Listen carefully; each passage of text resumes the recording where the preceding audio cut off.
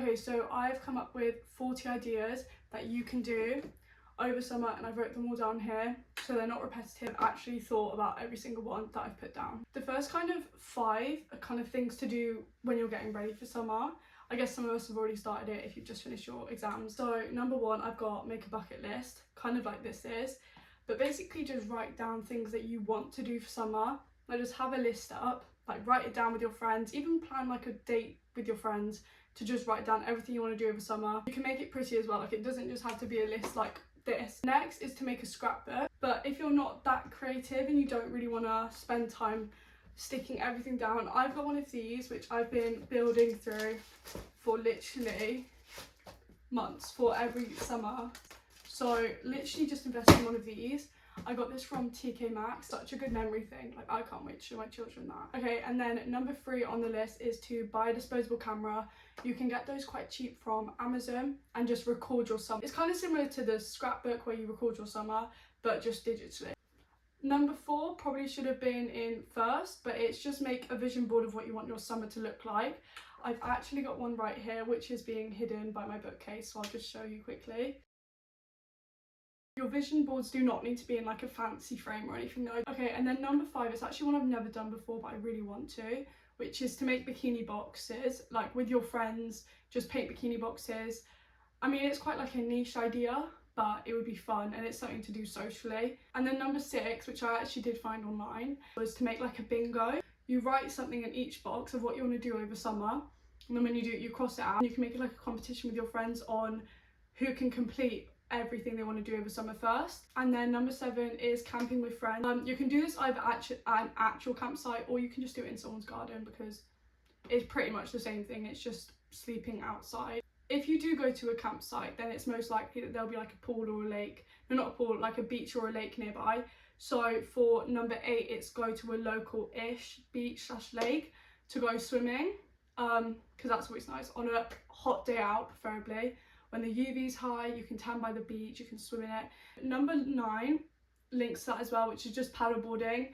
These next 2 are literally just things to do at the lake, which is paddleboarding, and then we've got Whibbit. I think all of us have done Whibbit as children, but what's the fun? No, what's the shame in doing it again? Like, it's a fun thing to do, especially in big groups of friends. And then 11 is a massive sleepover, which is obviously you need to find someone whose parents will allow them to do it at their house, etc. But I feel like that'd be really fun because it doesn't just end on the night, you get to stay around. And then number 12 sounds really basic, but going on a bike ride, whether that's during the sunrise, during the day, or during sunset, I feel like it's actually so underrated, bike rides, because I think as girls as well, I don't usually go on a bike ride, but when I did a bit last summer, it was just so fun. Number 13 is go on a picnic.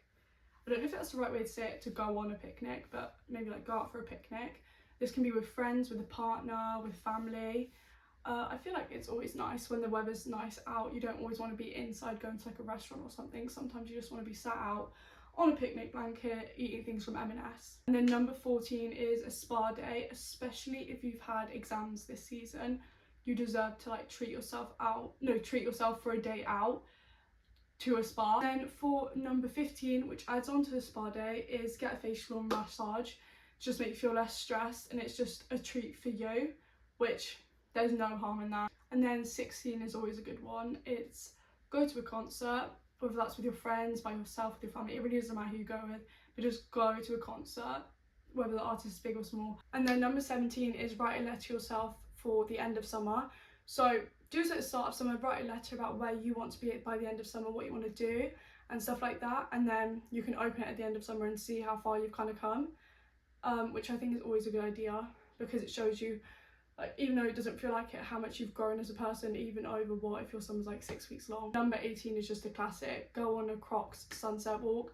Last summer I did this with my friend all the time. They're just something else. Like, usually do them in the evening, just a sunset walk, just in Crocs, really casual. And then number 19 is have a shopping day out, preferably not your own town. Maybe go somewhere like, if you live in England, Bristol and Birmingham are always really good place to go shopping. And number 20, which is halfway through, is to host a party or attend one. If people don't usually throw parties where you are, like who you're friends with, then honestly just go out your comfort zone and throw your own, because they are good fun. Okay, and then number 21, activity places do karaoke. So honestly, just go out for a day to do karaoke with your friends. I was going to do that, but I didn't end up going through this, so I'm going to do that this summer. And then for number 22, go to a club, or if you're not old enough, I think they do like underage ones now, so you can just go to one of the underage clubs and you'll be with people around your age, which is also better. And for number 23, get a piercing. I'm telling you, whatever it is, my best decision was to get a belly bar. Like, I'm not joking, my belly piercing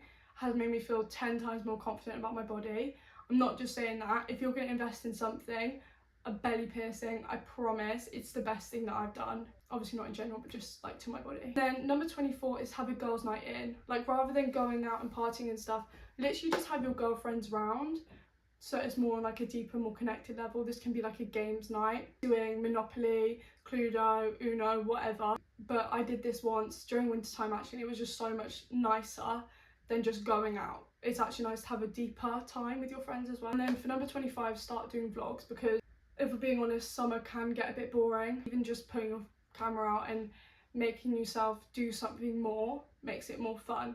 It gives you more things to like, not waste time, but to occupy yourself with. And number 26 is kind of niche, but just have like a Roblox night. I think we all played it in like 2020, 2019, 2018, all of those years, we all played it then. So it's nice, just even with the people that you did play it with, maybe if you're not that close to them, just say, do you want to just play Roblox? It's really nostalgic. And then for number 27, on like a hotter day, a water gun fight or water balloons, anything to do with water, because it gets hot, especially in England where it's humid.